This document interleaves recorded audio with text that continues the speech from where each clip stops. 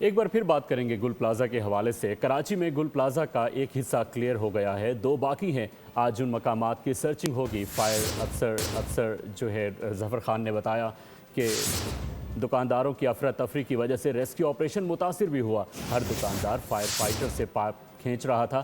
کہا کہ ہماری دکان کی آگ پہلے بجھائیں۔ انہوں نے کہا کہ مارکیٹ بند ہونے کا وقت تھا، اس لیے بیشتر دروازے بھی بند کیے جا چکے تھے۔ ظفر خان کے مطابق KMC کے آڈٹ میں یہ معلوم ہوا کہ صرف 5% عمارت سیفٹی سسٹم ہے۔ گل پلازا میں ہنگامی اخراج کے راستے نہیں ہیں، آگ بجھانے کے آلات بھی نہیں تھے۔